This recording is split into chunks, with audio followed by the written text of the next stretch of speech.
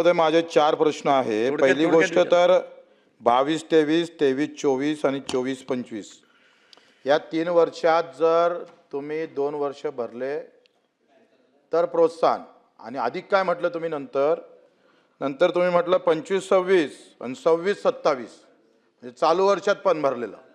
मला एक सांगा, चालू वर्षाचं कर्ज भरणार मार्च 27 मार्च आणि त्याला प्रोत्साहन निधी आता बोलताय, हे कोण लिहिलं शासन निर्णय? कोण आहे काढणारा? कुठलीच समिती आहे सांगणारी?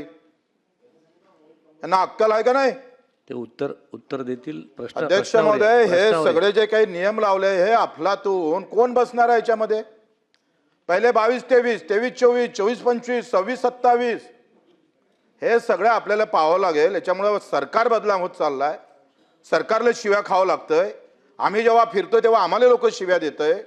या ज्या प्रोत्साहनात लावलेल्या अटी आहे पहिले तुम्ही रद्द केल्या पाहिजे आणि 50च्या ऐवजी 1 लाख केलं पाहिजे.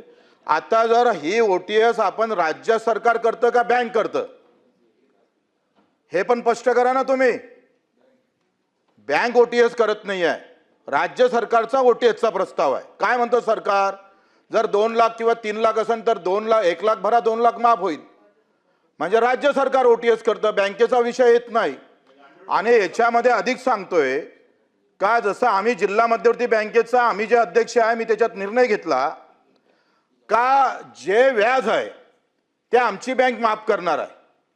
म्हणजे 4 लाख असेल 1 लाख व्याज असेल तर आम्ही जिल्हा मध्यवर्ती बँक अमरावती हे 1 लाख माफ करून उरलेला आम्ही त्याला कसा प्रतिसाद देता येईल, त्या शेतकऱ्याला कसं मदत करता येईल याच्याही बाबत बैठक झाली पाहिजे. याच्याही बाबत आपण चिंतन मंथन केलं पाहिजे. त्याबाबत आपण काय निर्णय घेणार ते आम्ही सांगितलं पाहिजे. दुसरं तुम्ही सांगतोय का उल्लेखच केला नाही सभापती महोदय, छत्रपती शिवाजी महाराज मधले पात्र त्याच्यातले प्रोत्साहन, तुमचे महात्मा ज्योतिबा फुले मधले पात्र त्याच्यातले प्रोत्साहन, हा 7-8 हजार कोटीचा बोजा उचलणार आहे का? देणार का नाही देणार? तो मेला ना सभापती महोदय. काय होतंय, कर्जमाफीमध्ये नाव आलंय आणि बँकेत मात्र पैसा गेला नाही, गव्हर्नमेंटनं दिला नाही. न दिल्यामुळे काय झालं, नवीन कर्ज भेटत नाही, माफीची वाट पाहतोय. काही शेतकरी हायकोर्टात गेले आणि हायकोर्टानं निर्देश दिले का हे पैसे भरावं लागेल सरकारले. जर तो पात्र आहे तर आपल्याला द्या लागेल. सभापती महोदय, याबाबतही काही खुलासा होत नाहीये. हा खुलासा केला पाहिजे आपण. हा खुलासा जर केला नाही, दुसरं तुम्ही काय म्हणताय, 2019चा जो महात्मा फुलेमध्ये जो काही लाभार्थी आहे ज्याला लाभ भेटला त्याला तुम्ही फक्त 50,000 देणार. सांगा, त्याच्यावर 3 लाख कर्ज आहे, 2 लाख कर्ज आहे, त्यानं 1.5 लाख भरावं, 50,000 द्यावं, म्हणजे बँकेची वसुली म्हणावं का याला? याबाबत निर्णय घ्यावा लागेल. एकतर काय होतंय का या सगळ्या संदर्भात तुम्ही जे गुंतागुंतीचे मुद्दे वाढवले भारणे दादा, तुम्हाला माहित आहे का याच्यामुळे तुम्हाला आम्हाला कसं तोंड द्यावं लागतं हे पाहायला पाहिजे.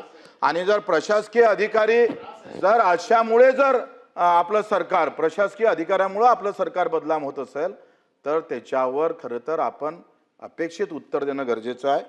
जयस्वालजी, आम्ही काय सांगितलं होतं का पेरणी ते कापणी फळ उत्पादक तुम्ही जे उत्तर दिलं, तुम्ही सांगा आज पर्यावरण आणि विषमुक्त शेतीचा हा मोठा चॅलेंज आपल्याकडे आहे. तुम्ही जे फळ पिकांना आपण 3 वर्ष देतोच, पण 3 वर्षानंतर जर आपण MRGS मधून जर कव्हर केलं आणि पुढचे 4, 5, 10 वर्ष दिले तर काजू उत्पादक, आंबा उत्पादक, संत्रा उत्पादक हा सगळा शेतकरी, केळी उत्पादक शेतकरी हा वाचू शकतं. त्याच्यासाठी खऱ्या अर्थानं फळ उत्पादक शेतकऱ्यासाठी अतिशय क्रांतिकारी योजना आहे. MRGS आम्ही सुरू केलेली योजना आहे, महाराष्ट्रानं देशाला दिलेली योजना आहे.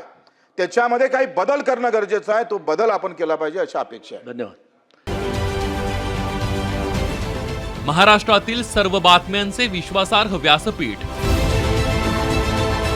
सकाळच्या सर्व सोशल मीडिया प्लॅटफॉर्मला लाईक, फॉलो आणि सबस्क्राईब करा. तसंच सर्व नोटिफिकेशनसाठी बेल आयकॉन प्रेस करायला विसरू नका.